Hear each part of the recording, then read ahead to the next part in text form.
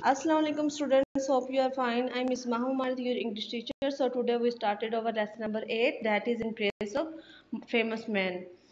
So let's start this reading. Switzerland is a very beautiful country with high mountains and lovely lake. It is almost in the middle of Europe. It is next to Italy, France, Germany and Austria, but no place in the Switzerland is next to the sea. Switzerland एक बहुत खूबसूरत शहर का नाम है जहाँ पर ऊंचे पहाड़ हैं और खूबसूरत सी नदियाँ हैं और वो तकरीबन यूरोप के बिल्कुल दरमियान में है और उसके पास है इटली, फ्रांस, जर्मनी और ऑस्ट्रिया, लेकिन स्विट्ज़रलैंड के समंदर से आगे कोई जगह नहीं है.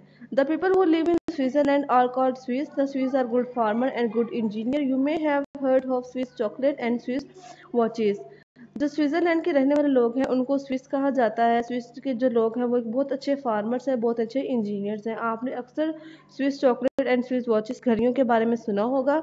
This story is about a man who lived near Ardorf, a small town in the middle of Switzerland. ये स्टोरी एक आदमी के बारे में है जो कि ऑर्डर्फ में रहता था. ऑर्डर्फ क्या है? स्विट्जरलैंड के दरमियान में एक छोटा सा कस्बा है. His name was William Tell. उस आदमी का नाम क्या था? William Tell. He was a farmer and has two sons, Walter and William.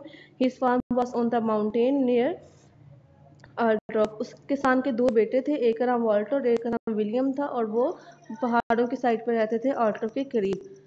At this time, about 600 years ago, the Swiss people were not free. The Austrian has invaded Switzerland and they made cruel laws to keep down the Swiss. और उस time में तकरीबन 600 साल पहले जो Swiss people थे वो आज़ाद नहीं थे. ऑस्ट्रियन ने वहाँ पे कब्जा किया हुआ था, हुकूमत थी उनकी वहाँ पे स्विट्ज़रलैंड में और उन्होंने बहुत कानून बनाए हुए थे स्विट्ज़रलैंड को डाउन करने के लिए.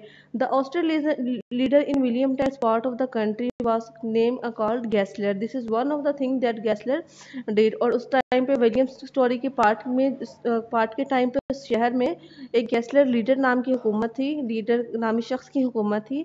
ही put up a wooden post in the market place of Waldorf. On the post he hang a cap with a badge on it. This badge was Austrian.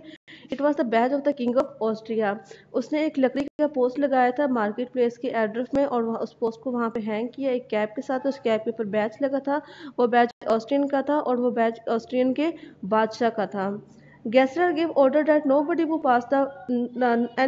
passed the post in Andros marketplace must bow in front of the badge. This was to show that the Austrian were the master of Switzerland. और गैसलर ने उस time order दिया था, हुक्म दिया था कि जो भी उस पोस्ट के पास से गुजरेगा वो उस बैच के सामने झुकेगा और ये चीज़ शो करवाती है कि उस टाइम स्विट्जरलैंड का मास्टर ऑस्ट्रियन गैसलर था. One day William Tell came into Antwerp from his farm, his younger son William with him. एक दिन जो विलियम टेल था वो एंट्रोप से अपने फार्म से एंट्रोप आया. वो अपने छोटे बेटे के साथ था.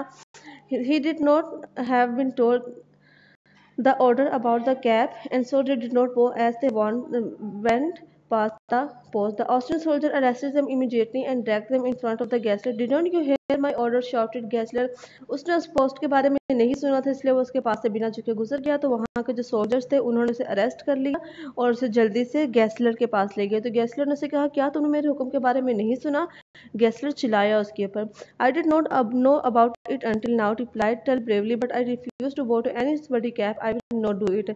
मैंने इसके बारे में पहले नहीं सुना था. उसने बहुत बहादुरी से जवाब दिया, लेकिन उसने कहा कि मैं किसी के सामने भी झुकने से इनकार करता हूँ. मैं ये नहीं करूँगा. Gessler got angry when he heard this. There's something else, you disobedient fellow, he shouted. When you are carrying a bow and a arrow. Gessler ये सुनकर बहुत गुस्सा हुआ. उसने कहा कि क्या इसके अलावा कुछ है जिसकी तुम मेरी नाफरमानी करना चाहो? वो चिल्लाया और उसने कहा कि तुमने ये तीर और तीर अंदाज क्यों पकड़ा हुआ है? उसके बाद नेक्स्ट पेज पे आए. There is law against that yet, replied William Tell. William Tell ने कहा कि क्या इसके खिलाफ भी कोई कानून है? I use this bow for hunting and tell all of us who live in the mountain side are still allowed to hunt. मैं इसको शिकार करने के लिए इस्तेमाल करता हूँ और हम पहाड़ियों की साइड पर जो भी लोग रहते हैं उनको ये इस्तेमाल करने का हुक्म है, यानी कि उसको अलाउ है कि वो अलाउ कर सकते हैं. Don't answer me back, roared Gessler. मुझे वापस जवाब मत दो. गैसलर धारा. I am going to punish you. I will give you one chance to save your life. मैं तुम्हें सजा दूंगा, मैं तुम्हें एक चांस देता हूँ कि तुम अपनी जिंदगी बचा सको. Listen carefully and the cruel Gessler order his soldier to tie Tell son to the wooden post. Listen carefully, मुझे ध्यान से सुनो. गैसलर जालिम गैसलर ने अपने सोल्जर को हुक्म दिया कि इसके बेटे को वुडन पोस्ट पे लटका दो. Then he put an apple on the boy's head. और उसने लड़के के सर पे एक एप्पल रखा.